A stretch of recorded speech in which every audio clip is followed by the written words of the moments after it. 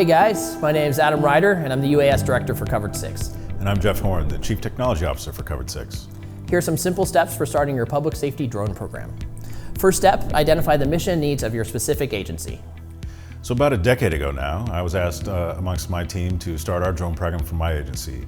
And there wasn't a lot of research or experience out there in this field, and we just hit the ground running, and we didn't really learn how to walk before we learned how to run. So you need to sit down with your agency and kind of figure it out. There's a lot of resources out there now, thank God, and we can help you avoid some of the pitfalls that we experienced. There's a lot of reasons why to start this program.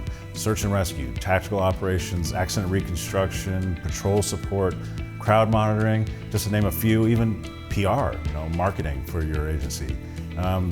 Define your mission. The technology comes second. When we started, we went straight into technology, just get a drone so we can get something up in the air, and we had some mistakes and we lost some drones, and we had to figure out which equipment fit which needs we had, and which vendors. Not all drones are the same, and there's a whole big market out there, thankfully, and we've been able to test and fly a lot of these drones now, and we can see which ones we need for indoor versus outdoor. Do we need to hold a payload?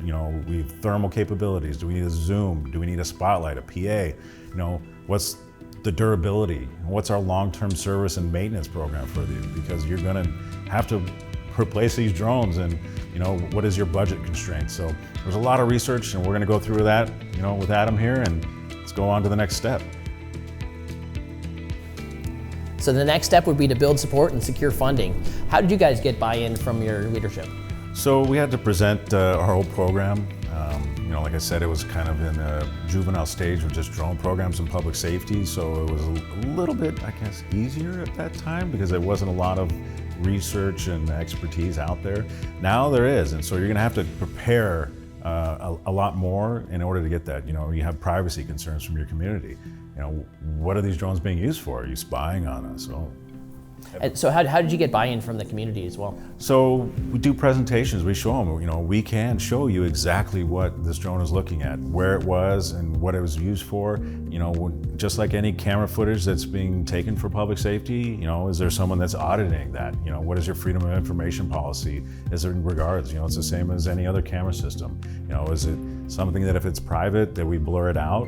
These are all things to consider, and the communities want to make sure that we're on top of that. So that's a lot of good information. My next question would be, how did you guys secure funding for your program?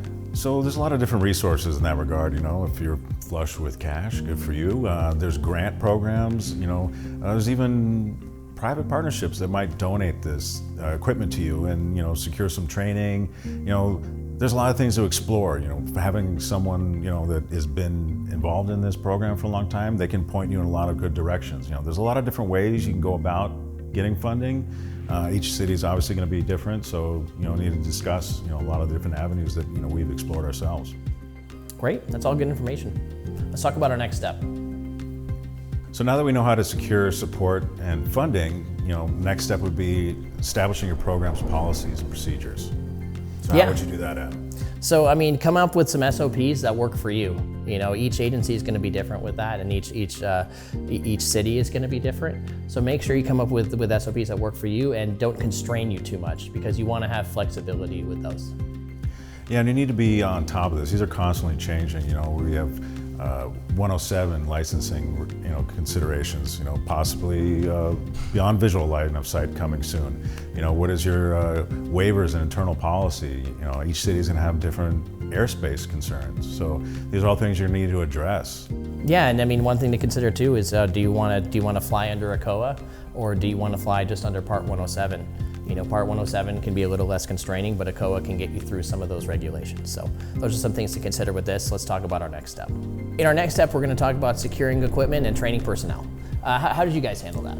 So for us, it just started with passion. We had a team of officers that just wanted to do it. We didn't have that program, so we started it ourselves. Our training was developed by us. Our policy was developed by us. We had, that desire to succeed in this mission. So when you're starting this program, make sure that's what you're looking for, someone that wants to be a part of this program. That way you can really focus on being successful. The training is also essential. The right type of training, training that's structured for public safety. There's a lot of people out there that know how to fly drones nowadays. who knows how to do it for public safety regards. You know, going to people that know how to do it for the mission that you are looking to succeed at. You know, there's advanced training as well. You know, we train in-house for flying indoors for tactical operations, you know, versus just general patrol support. You know, and this training really pays off, you know, when it's mission critical. What happens if, what happens when, because those things will happen. Yeah, training I think is, you know, maybe the most important part of starting a drone program, because if you don't have trained officers out there, you don't really have a drone program. So that's great. Let's talk about our next step. So now that you have your personnel and your equipment, you have to integrate into your operational plans. Yeah, so make sure you're using your drones. You know, the more you use your drones, the more use cases you'll find for them. You know, you want to make sure you coordinate with dispatch, command staff, and field officers, get them all integrated in with it, which leads us to our next step, which is the evaluation and adjustment of your program. How did you guys handle that? So as you're using your drones and you have your use cases and your training programs and your policy set, they're going to evolve. You're going to have to adjust. Technology changes, use case changes, policy changes, your community changes. So that's the importance of after-action reviews, debriefings, constantly updating command staff, your officers, and your community on what your priorities are going to be. You might need to change your equipment, constantly changing what payloads you're going to need. Do you need bigger drones, better drones, you know, indoor, outdoor? You're going to constantly be evolving, and you need to be on top of that so that you continue your program with success. Thanks, Jeff. That was great information. Look, starting a drone program might be daunting, but with the right plan and the right training, it is achievable. And we're here to help. We have experts here on staff. If you come to us at c6drones.com, we're here to help you. Yeah, subscribe to our videos for more information like this, and thanks for watching.